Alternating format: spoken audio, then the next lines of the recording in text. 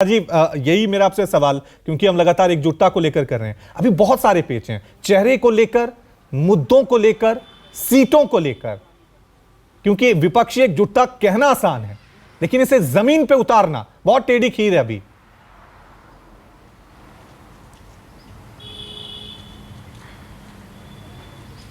देखिए रवि, जाति जनगणना पर जो आपने सवाल पूछा था, तो पहले ये बात तो अगर आप लोकसभा के रिकॉर्ड में देखेंगे पिछले 15 सालों में, तो सबसे पहले विपक्ष की तरफ से लोकसभा में सवाल गोपीनाथ मुंडे, स्वर्गीय बीजेपी नेता ने मनमोहन सरकार से ये सवाल पूछा था कि जातिगत जनगणना के आंकड़े सार्वजनिक किए जाएं, या उन्होंने मांग की थी।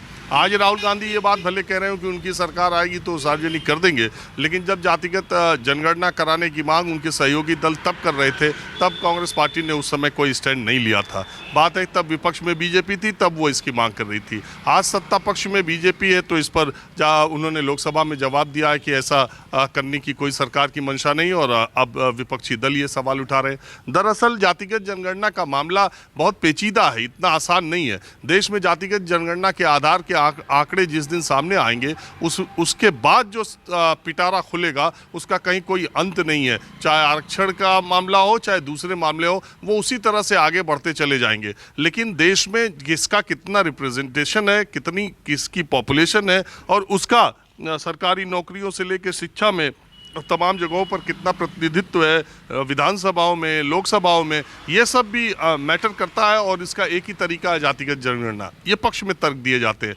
विपक्ष में तर्क ये दिया जाता है कि जो सोशल हार्मनी है, जो एक सामाजिक ताना बाना है, वो इस जाति के इस लेवल पर टूटने से, अलग अलग तरह के दिखाने से, शायद वो एक रूपता जो समाज में अभी बनी हुई है, हालांकि वो समय समय पर विखंडित होती रही है जाति और धर्म के नाम पर, लेकिन उससे भी ज़्यादा बुरी स्थिति तब न पैदा हो जाए जब ये पता चल जाए। तीसरी बात ये है कि लोकतंत्र में आप देखिए कि जैसे जैसे जातियों की बात चली और जातियों का मामला चला, वैसे वैसे उन जातियों के नेता बन गए, और बाद में उन नेताओं ने उन जातियों से ज़्यादा अपने परिवार और अपने पैसे की लिए एक तरह से बार्गेनिंग की। अगर जाति आधारित पार्टियों को आप देखेंगे तो ज़्यादातर आप पाएंगे कि उसका एक परिवार, एक नेता कोई निकला और उसने पूरा का पूरा ध्यान अपने परिवार को आगे बढ़ाने पर किया है। तो एक इसकी डीमेरिट भी है। दूसरे जो आपने कहा 12 जून को, चूंकि मैं पहले भी कह चुका हूं कि विपक्षी एकता की पूरी बात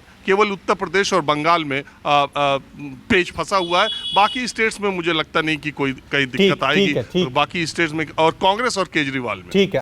नमस्कार, मैं हूं मानक गुप्ता।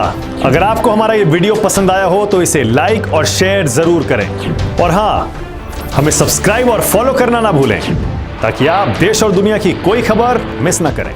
तो जुड़े रहिए हमारे साथ और देखते रहिए न्यूज़ 24।